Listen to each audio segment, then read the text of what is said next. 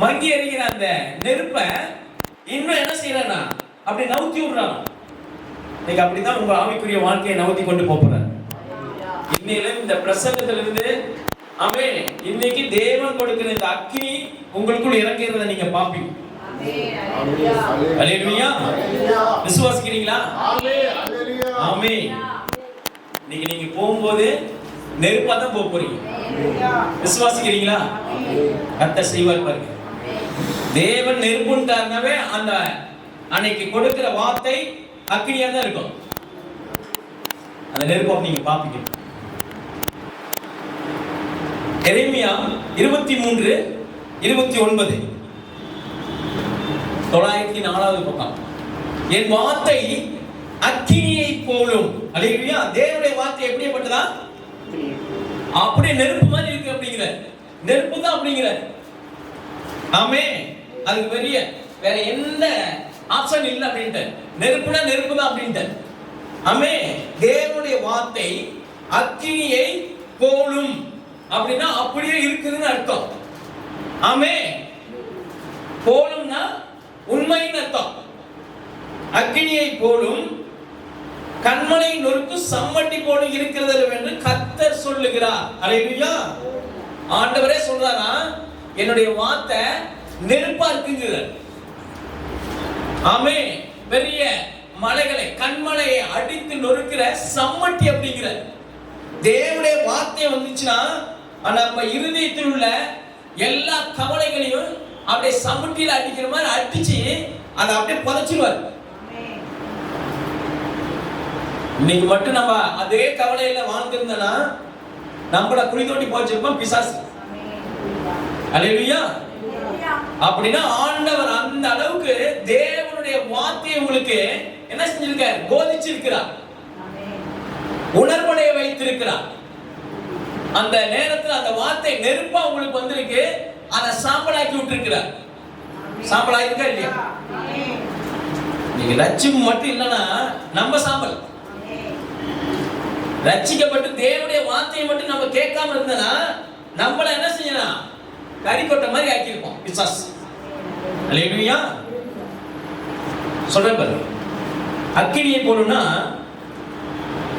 நெருப்பு எந்தெந்த இடத்துல போகுதோ அதுக்கு தடை பண்ணவே முடியாது. நெருப்பை மட்டும்.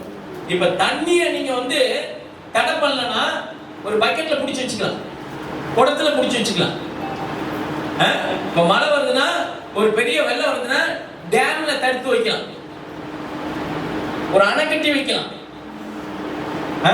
இல்ல வரப்பு வெட்டி இந்த தண்ணி அந்த பக்கம் போகாதபடிக்கு ஒரு வரப்பு போடலாம். தண்ணிக்கு எப்படி வேணுமோ அணை போடலாங்க. ஆனா நெருப்புக்கு மட்டும் தடையே கிடையாது. அது எந்த இடத்துல பூந்து எப்படி வருமோ அப்படி வந்துடும். அல்லேலூயா. நெருப்புங்கிறதுக்கு அதை தடை செய்யவே முடியாது. தேவனுடைய வார்த்தை அப்படிதான். ஆமென். ஒரு முறை தேவனுடைய வார்த்தையை கேட்டு ரட்சிப்புல தேவனுடைய வார்த்தை கேட்டுட்டீங்கன்னா அந்த நெருப்பு உங்களை ஆமென் தடைகள் எல்லாம் உடைச்சு வெளியில கொண்டு வந்துடும். நெருப்பு இருக்குன்னா இப்ப கீழே நெருப்பு பிடிச்சி எரிஞ்சுக்கிட்டு இருக்குன்னு வச்சுங்க, நீங்க அதை அணைக்கிறதுக்கு போகும்போது என்ன செய்யுமா? குபீர்னு அந்த நெருப்பு பொறி மேல பட்டு என்ன செய்யும்? மேல பிடிக்க ஆரம்பிச்சோம். நெருப்பு பிடிச்சுன்னு என்னங்க? நெருப்பு பிடிச்சிருச்சு அப்படிமானி. தண்ணி ஓடுதுன்னா தண்ணி பிடிச்சிருச்சுன்னு சொல்றானுங்களா? நெருப்பு பிடிச்சிச்சு அப்படின்னா பரவிருச்சுன்னு அர்த்தம். அப்படியே ஸ்ப்ரெட் ஆகி போயிட்டே இருக்கும். எங்கெங்கெல்லாம் போகுதோ அது குபீர்னு பத்திக்கும். இன்னைக்கு தேவனுடைய வார்த்தை நம்மளுக்கு நேரா வருது அப்படின்னா இவ்வளவு நாள் கேட்டிருக்கிறோம்னா நம்ம ஃபயரா இருக்கணும்னு ஆண்டவர் விரும்புறா. என் வார்த்தை அக்கினியை போலும், அதை தடை பண்ணவே முடியாது. தடை பண்ணி இருந்தா இன்னைக்கு நம்மளுக்கு இந்த தேவனுடைய வார்த்தை இந்த நெருப்பு கிடைச்சிருக்காது. நெருப்பு எங்கெல்லாம் போதோ அது நெருப்பு தான்.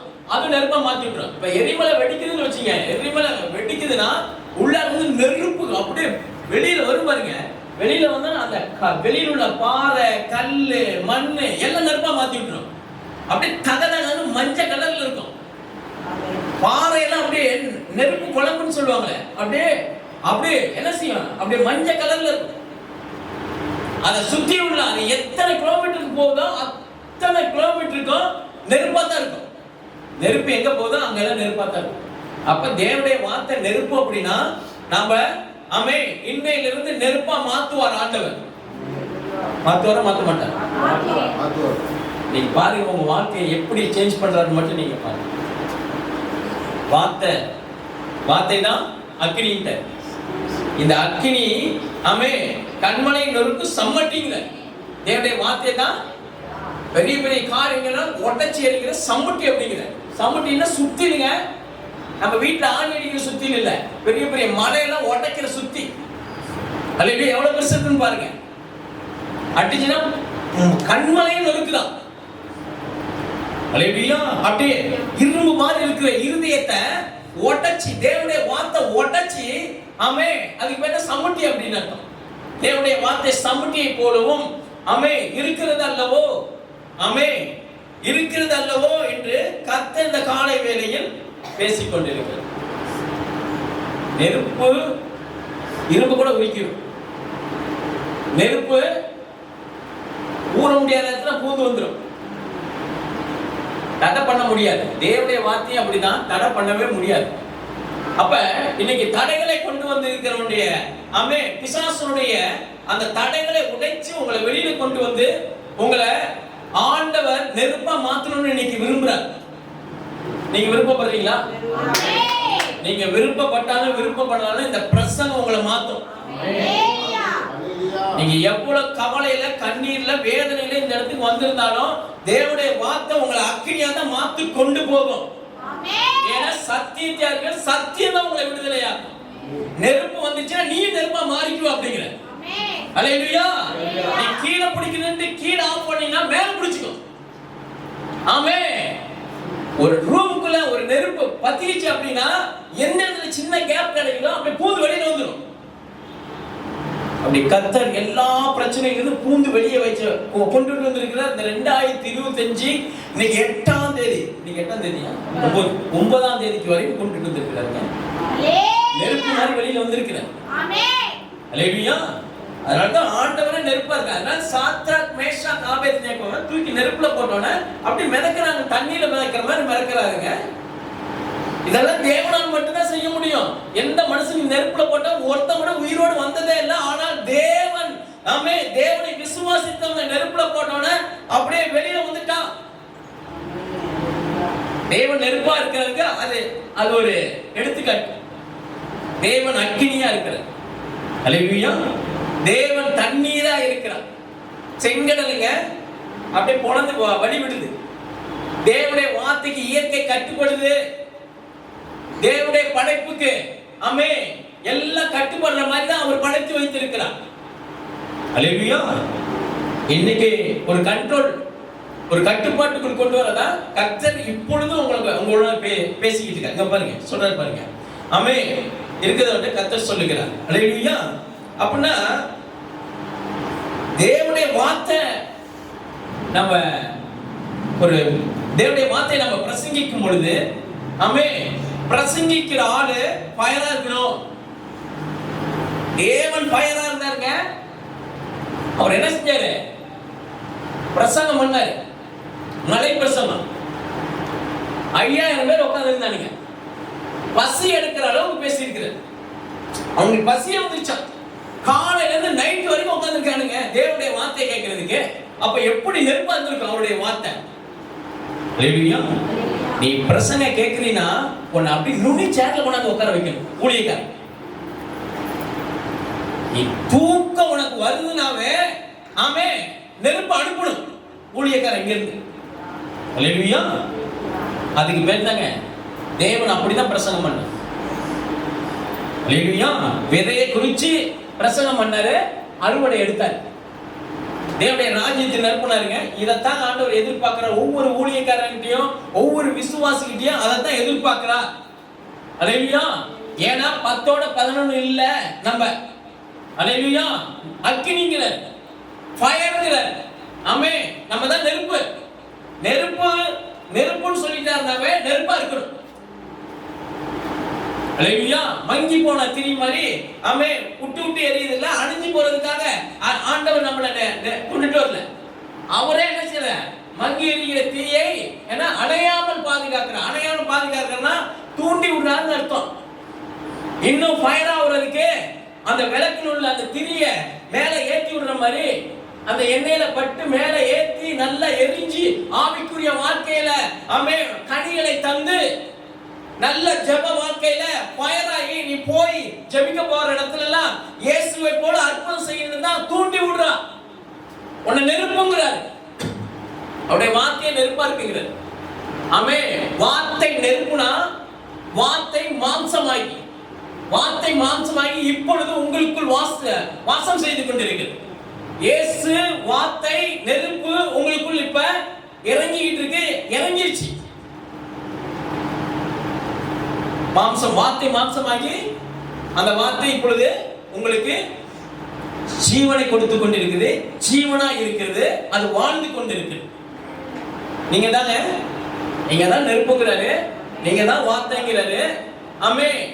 உங்களை தான் ஆண்டவர் அவருடைய ஜெராக்ஸா பார்க்கிறார், அவருடைய பிள்ளையா பார்க்கிறார், அவருடைய உருவமா பார்க்கிறார், அவருடைய கையா பார்க்கிறாரு, அவருடைய முகமா பார்க்கிறார், அவருடைய சாயலால். அதனாலதான் அவருடைய சாயலால் நீங்கள் படைக்கப்பட்டிருக்கிறீர்கள். ஹல்லேலூயா. இந்த மாதிரி ஒரு gift உலகத்துல எந்த மனுஷனுக்கு கிடைக்காது, அது உங்களுக்கு கிடைச்சிருக்கு. இன்னைக்கு நெருப்புன்னு சர்டிஃபிகேட் கொடுத்து அனுப்புற. ஆமென். அத சொல்றாரு பாருங்க, சங்கீதம் 39 1 2 3 படிங்க. 694.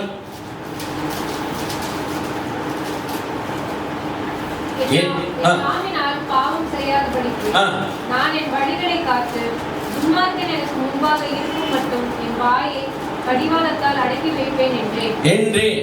என் நாவினால் பாவம் செய்யாதபடிக்கு நான் என் வழியை காத்து.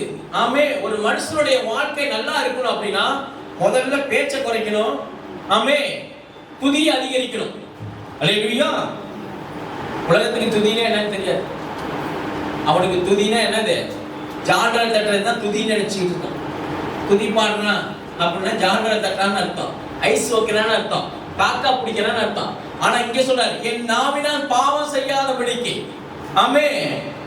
நான் என் வழியை காத்து. அப்ப நம்மளுடைய நாவு என்னதான் நெருப்பு அப்படிங்கிறது. இதுல நம்ம பேசுறது கரெக்டா பேசணும். தேவனுடைய நாவுங்க, தேவனுடைய வாய்ங்க, இந்த வாயில என்ன சொல்றோமோ அது மாதிரி தான் நம்ம வாழ்க்கை இருக்கும். சின்ன ஒரு குண்டு சிலை கூட மாறாது. நம்ம சொல்லிட்டோம்னா அதை ரிட்டர்ன் எடுக்கிறதுக்கு ரொம்ப கஷ்டம். நீ நல்லா இருப்பனா கண்டிப்பா நல்லா இருப்ப. ஏன்னா இயேசுவோட நாவு வாழ்த்துறது சொல்றது. நீ ஒண்ணுமில்லாம போயிடுவனா கண்டிப்பா ஒண்ணுமில்லாம போயிடுவான். அல்லேலூயா. அதனாலதான் சொல்றாரு, என் நாவினால் பாவம் செய்யாதபடிக்கு. அப்ப நல்லதையே பேசுகிறார் உன் நாக்குல. உன் வாயில இருக்கிற அந்த நாக்குக்கு என்ன பவர் அப்படின்னா நெருப்பு. பெரிய காட்டே சின்ன நெருப்பு காட்டே அப்படியே எரிச்சிருமா. அந்த மாதிரி தேவனுடைய வார்த்தை இந்த நாவல வைத்திருக்கிறார். நம்ம எப்படி பாவம் செஞ்சுக்கிட்டு இருக்கேன்னு இந்த வசனத்துல சொல்றாரு பாருங்க. செய்யாதபடிக்கு என் வழியை காத்து. நம்ம நடக்கிற வாழ்க்கையில நடக்கிற வழி, எந்த வழியில போய்கிட்டு இருக்கோம், இயேசுவை ஏற்றுக்கொண்டு இந்த இந்த நாட்களில் இப்ப இந்த டைம்ல எந்த வழியில எப்படிப்பட்ட வாழ்க்கையை வாழ்ந்துகிட்டு இருக்கோம்? கர்த்தருடைய வழியில போய்கிட்டு இருக்கோமா, இல்ல உலக வழியில போய்கிட்டு இருக்கோமா? எந்த வழியில போய் காத்து துன்மார்க்கர் எனக்கு முன்பாக காத்து துன்மார்க்கர் எனக்கு முன்பாக இருக்கு மட்டும் இருக்கு மட்டும் என் வாயை கடிவாளத்தால் அடக்கி வைப்பேன் என்றேன். அல்லேலூயா. அப்ப நம்மள நோட் பண்ணிக்கிட்டே இருக்கான் துன்மார்க்கன். துன்மார்க்கன் என்ன செஞ்சிட்டு இருக்கான்? உங்களை ஒவ்வொருத்தையும் நோட் பண்ணிக்கிட்டே இருக்கான். ஏன்னா நீ டிஃபரெண்டா மாறிட்டேன்னு அவனுக்கு நல்லா தெரியும். உன் வழி கர்த்தருடைய வழின்னு அவனுக்கு தெரியும். நீ என்னடா இப்படி இருந்தவன் இப்படி ஆயிட்டானே அப்படின்னு சொல்லிட்டு உன்னை பார்த்து என்ன செய்வான்? உன்னை நோட் பண்ண ஆரம்பிப்பான். நீங்க நினைச்சுக்கிட்டு இருக்கீங்களா? நல்லா ஜெபிக்கிறவனை எல்லாம் நோட் பண்ணிக்கிட்டு இருப்பான். ஊழியம் வளர்ந்துகிட்டு இருக்குன்னா எல்லாம் நோட் பண்ண ஆரம்பிச்சிடும். அல்லேலூயா. எல்லாம் தூசிக்க ஆரம்பிப்பாங்க. ஜெபிக்க ஆரம்பிச்சிட்டீனாவே பிரச்சனை அதிகமாகுதுன்னு அர்த்தம். அல்லேலூயா. ஆனா துன்மார்க்கனுக்கு பிரச்சனையே இருக்காது. அவன் ஜெபிக்க மாட்டான். ஜெபனா என்னன்னு தெரியாது. அவன் தேவனை தேவன் என்று அறிந்து துதியாமல் இருப்பான். அவனுக்கு அதை பத்தி கேர் பண்ணிக்கவே மாட்டான். ஆனா ஜெபிக்கிற உனக்கு பிரச்சனை அவன் 100 டிகிரி இருக்கும், ஹை லெவல்ல இருக்கும். அவன் ஆனா அவனுக்கு பிரச்சனை வரும்போது அதுல காணாம போயிருவான். ஆனா அத்தனை பிரச்சனையில இருந்து உன்னை தப்பு வச்சுக்கிட்டே வருவார். ஜெபிக்கிறவனுக்குள்ள ஸ்பெஷல் அதுதான். ஊர் பழி போடும், குடும்பம் பழி போடும், ஆமே எல்லாமே பழி போடுவாங்க. ஜெபிக்க ஆரம்பிச்சுட்டாவே பிரச்சனை ஆமே அப்படியே உட்கார்ந்து இருக்குன்னு அர்த்தம். நீ ஜெபிக்க ஆரம்பிச்சுனா கர்த்தர் உன்னை நெருப்பா மாத்திக்கிட்டு இருக்காருன்னு அர்த்தம். இந்த நெருப்பு அந்த பிரச்சனை மேல பட்டுச்சுன்னா அப்படியே என்ன செய்யும்? நூல் மேல நெருப்பு பட்டுச்சுன்னா என்னவா? அப்படியே எரிஞ்சிடும். அந்த மாதிரி ஒரு செகண்ட்ல அதை மாத்தி விட்டுரும். ஆமே நீ நெருப்பா இருந்தீனா பிசாசு பயப்படும். நீ நெருப்பா இருந்தீனா எல்லாமே தலையில மாறுங்கிறார் கர்த்தர். இந்த காலை வேளையில் சொன்னார் பாருங்க, என் வாயை கடிவாளத்தால் அடக்கி வைப்பேன் என்று. ரொம்ப ஜாக்கிரதைங்க. ஒரு கிறிஸ்தவன், தேவனை அறிந்தவன், வசனத்துல நெருப்பா இருக்கிறவன் மனுஷங்கிட்ட பேச்சை குறைச்சிக்க அப்படிங்கிற சிம்பிளா சொல்ற. நல்லா ஜெபிக்கிறவன் எவன்கிட்டையும் பேசவே மாட்டான். தேவனோட மட்டும்தான் பேசுவான். அதுக்கு என் கணவர்கிட்ட பேசக்கூடாதா, என் பிள்ளைகிட்ட பேசக்கூடாதா, என் சொந்தக்காரன்ட்ட பேசுவேன், எல்லாத்தையும் பேசுங்க, அளவோட பேசுங்க. படிச்சவங்களாம் பார்த்தீங்கன்னா இல்லையா, பெரிய பெரிய டாக்டர்ஸ், இன்ஜினியர்ஸ், வக்கீல்லாம் எப்படி பேசுறாங்க? நீ 10 வார்த்தை பேசினா 1 வார்த்தை தான் பேசுவாங்க. ஏன்? அவனுக்குள்ள அதிகாரம் அங்க காட்டுறாங்க. படிச்ச படிப்பு அந்த இடத்துல காட்டுறான். உனக்கு இவ்வளவு கொடுத்து அமே நீ காட்டணும். அல்லேலூயா. நீ படிக்காம இருக்க, பேதையா இருப்ப, தேவனோடு இருப்ப, திசை கெட்டு போக மாட்ட, வசனத்தோடு இருப்ப, அமே நெருப்பா இருப்ப. அவன் பார்த்து ஆச்சரியப்படணும். அந்த மாதிரி நம்ம வாழ்க்கையை நடக்கணும். அதுக்கு தான் நிறைய ஞானத்தை ஆண்டவர் கொடுக்கிறார். தேவனை தேடுகிறதே முதல் ஞானம் அப்படின்ட்டு, தேவனை அறிவே ஃபர்ஸ்ட் பிளேஸ் அப்படின்ட்டு. ஞானத்திலே ஹை லெவலான ஞானம் தேவனை அறிகிற அந்த ஞானம், அறிவு, புத்தி. அதான் சொல்ற, என் வாயை கடிவாளத்தால் அடக்கி வைப்பேன் என்று அவனே சொல்லிக்கிறான். என் வாயை கடிவாளத்தால், இதுக்கு கடிவாளம் போடுறாங்கல்ல, குதிரைக்கு, தண்ணிக்கு பாதி தான் தெரியும், முழுசுக்கு தெரிஞ்சுன்னா அவங்க தறி கட்டி ஓடிடும். எங்க ஓடுறன்னு தெரியவே தெரியும். அப்படி ஒரு கடிவாளத்தை கர்த்தர் நம்மளுக்கு கொடுக்குறேன். என்ன, நாவை அடக்கி வச்சுக்க அப்படின்ட்டு கடிவாளம் அவனே தாவீதே போட்டுக்கிறான். அவனே போட்டுக்கிட்டான். இவங்கிட்ட இப்படிதான் பேசுவேன். ஆமே வீட்டுல பிரச்சனை வர்றதுக்கு காரணம் என்ன? நம்மளுடைய வாயை அடக்காதனால, நாவை அடக்காதனால. அவன் 10 பேசுனா நம்ம 20 பேசுவோம். நம்மள வந்து தூக்குல எல்லாம் போட்ட மாட்டாங்க. வீட்டில் சண்டை வந்துச்சுன்னா, சண்டை வந்து நீ எதுக்கு நிற்கிற பார்த்தீங்களா, அந்த இடத்துல அடங்கிப்போ, அமைதியாக இரு, வாயை அடக்கு, வாய்க்கு ஜிப்பு போட்டு பார்க்கலாம், பிரச்சனை சால்வ். உன் நாக்கத்தான் தூண்டுவான்.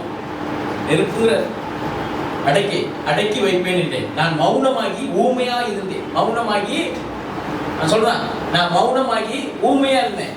ஊமையா இருக்கிறது 2 விதமான ஊமை இருக்கு. பிரச்சனை வரும்போது ஊமையா இருந்துடணும். தேவன்கிட்ட பேசும்போது நெருப்பா பேசணும். துதிக்கும் போது நெருப்பா துதிக்கணும்.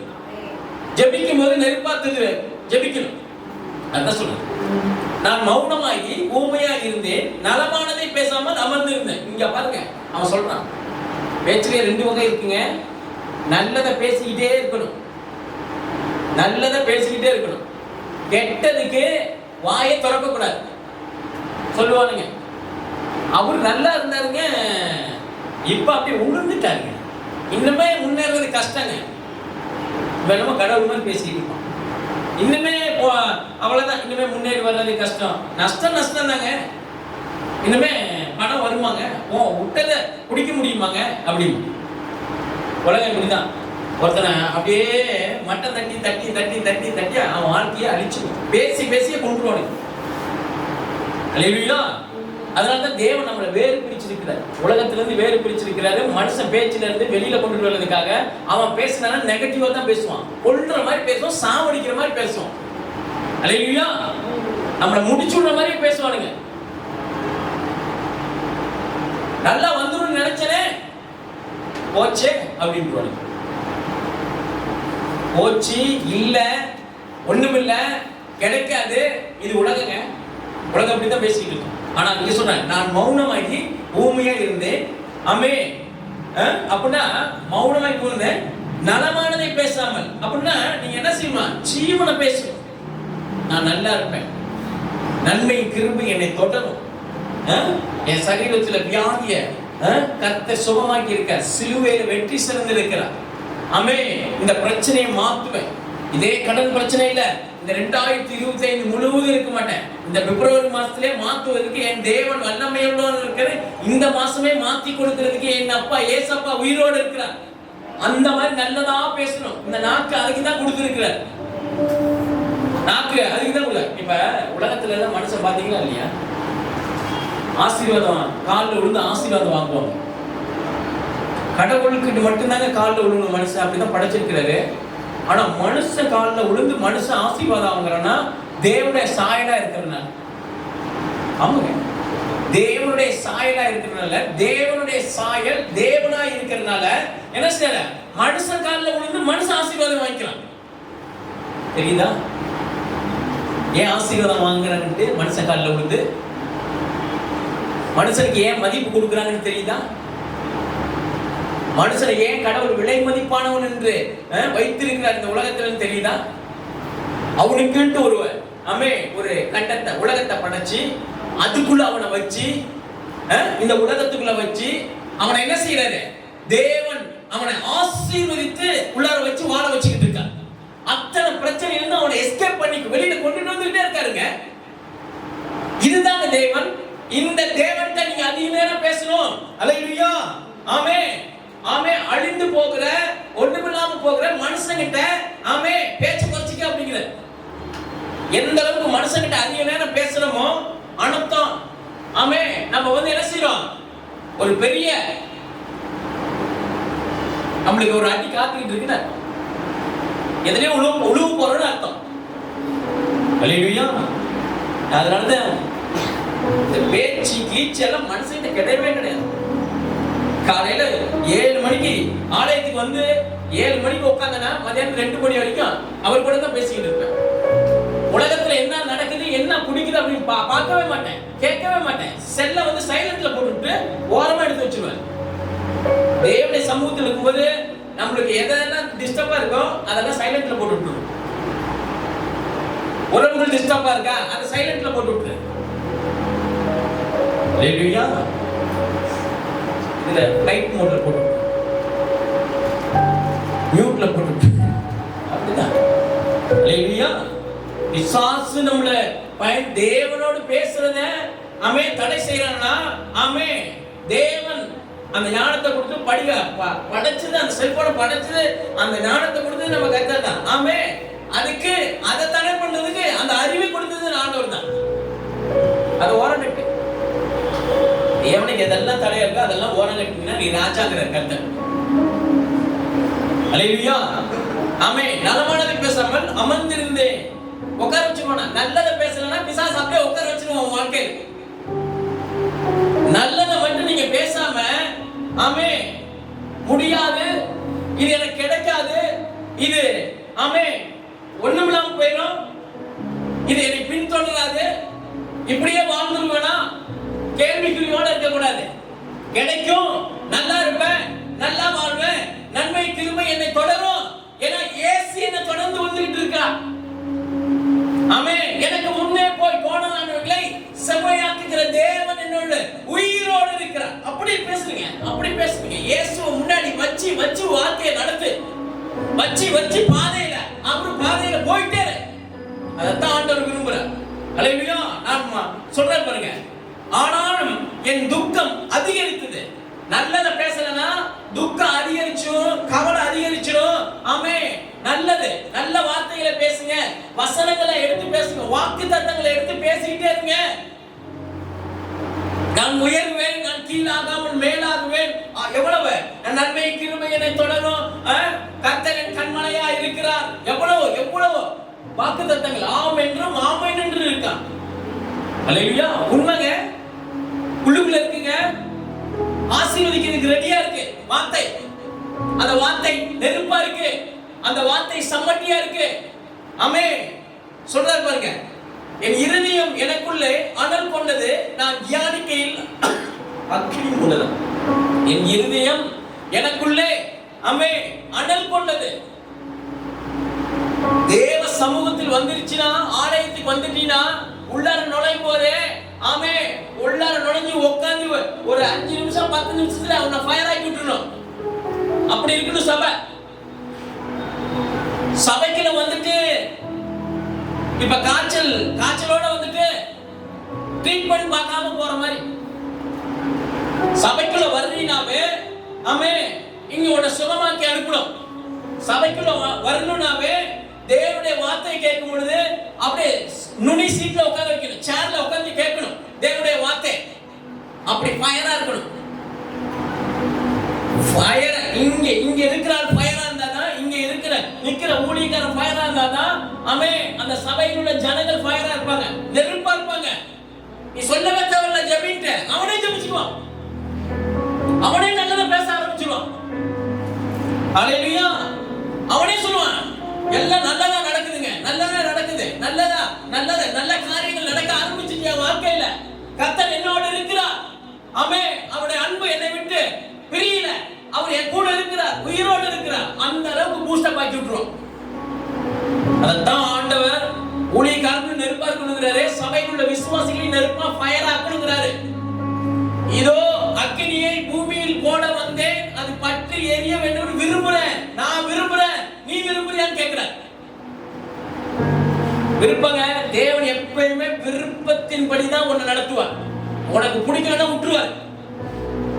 வாசற்படியில் நின்று கதவை தட்டுற, திறந்துதான் உள்ளார வந்தா, உள்ளார வந்து உன் டைனிங் டேபிள்ல உட்காந்து சாப்பிட்டு போறேன், விருந்து சாப்பிடுற அப்படிங்கிற.